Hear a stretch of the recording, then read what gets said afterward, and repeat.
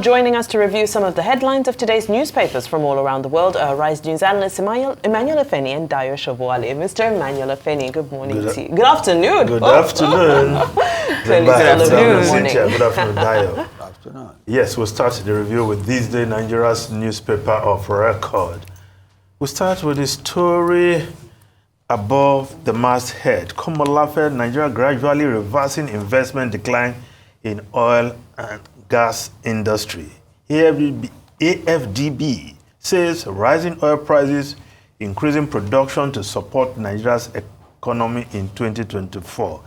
Yes, the Chief Executive Officer of the Nigerian Upstream Petroleum Regulatory Commission, Mr. Gbenga Komolafe, well, from where he's sitting, he said, well, the investment decline, Nigeria is already reversing that.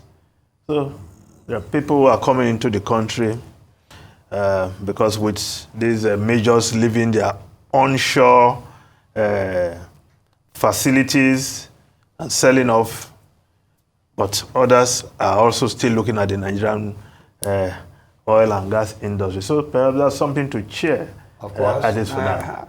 Nigeria is always a good investment destination. Get me? They know we have resources. Our problem is management and leadership. And but, policies, putting the policy framework in place. And security. Yeah. And security. And security. Once we can put those in order, I think the rest will be easy. Okay. With, of course, with the PIA in place, I think investors are more confident about the oil and gas sector. It's just other challenges that beset that sector that we need to deal with. Otherwise, Nigeria should be #1 investment destination because the cost of producing oil in Nigeria is still far cheaper than anywhere else in the world.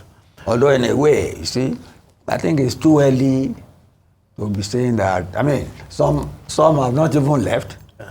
You get me now? And they say some are coming back. It's an optimistic way of looking at this issue. So we're gradually, although you know, because it's like the commission correct. for country regulation.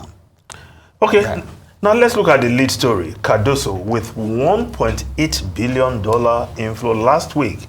Nigeria's economy has positive outlook. Akume promises living costs will drop soon. Bishops say government's reform counterproductive.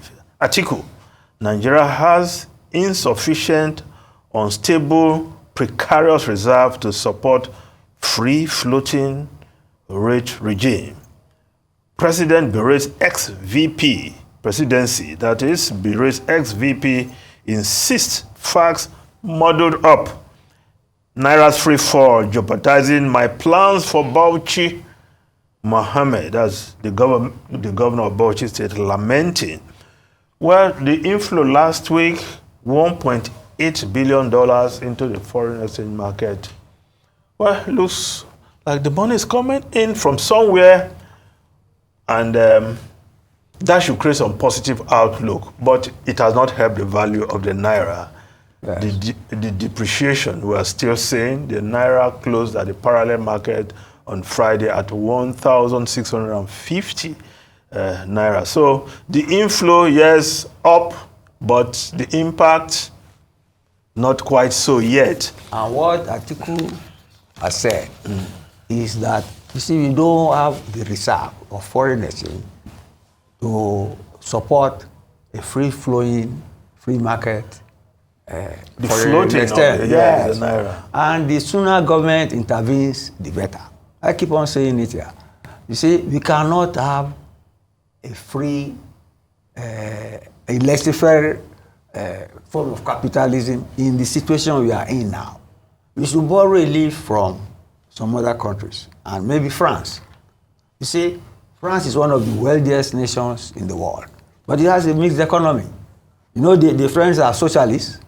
They tax the hell out of their rich people, and they have the best social security system in the world, even almost better than Britain.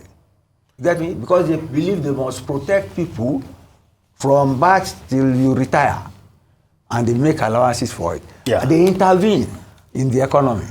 They call them their capitalist system, but the intervention is there to guarantee social welfare. We need to do that. You cannot copy the American system of a free-flowing exchange market in which the value of the naira keeps on sliding on a daily basis. Yeah. Doesn't make sense. I know one of the reports also pointed out the fact that even with all of the interventions that we are seeing repeatedly from the central bank, it's not making a dent. This is not. Yes, they are not intervening. Yeah. They are pumping money. They are trying to reiterate the free market economy. Well, there's a write-up on page 5 of this. Yes. The blame game won't stop Naira's free fall. A news analysis there by Obin Achema.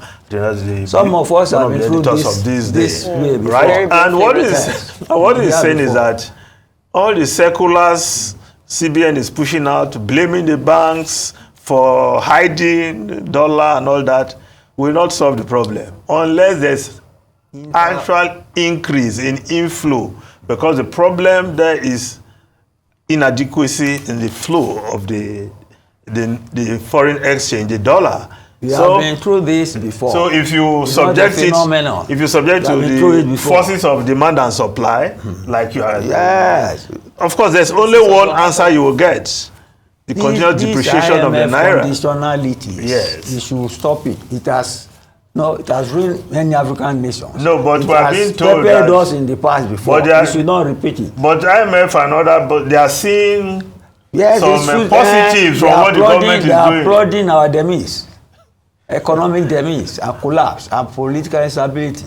So you are saying you are just applauding it for... Because you are following... But they are seeing some positives. They are dancing to their music. They are seeing some positive. I'm not joking. You seem to be joking. No, but I'm not joking. They are dancing to the tune of joking. the IMF. IMF is commending the government. Who is IMF now? I'm saying IMF is responsible for applauding. You say IMF is commending government. Okay. I'm not government. If government wants to dance to the tune of IMF, it is his problem. Okay. But it will regret it. But let us look at it. It is our problem as well now. It's our problem. We're all feeling it together. We're all in it together anyway. The Guardian newspaper. More pains for household firms as price gouging unsettles economy. Talking about unstable FX rates and inflation. And if you look at that story, there must be price intervention. It's saying that wholesalers, importers, hoard stocks. Nigerian risk social unrest. AFDB warns Uber create vehicles to attract diaspora remittances. Scarcity. Expect uptick in debt default, says Fitch. Now there's another story also in the Guardian newspaper. Food crisis. Hike in prices artificial, says Group. Yes. I've said that before. Lord closure of Abuja store, president's directive on others. APC chieftain advocates task force to tackle saboteurs in grain distribution. Artificial food scarcity, artificial rising prices, and then IMF conditionalities coming by the back door. Yeah. Government must intervene. Okay. Now, the Business Day newspaper, the lead story of the Business Day newspaper, Dayo, I'm sure this will interest you.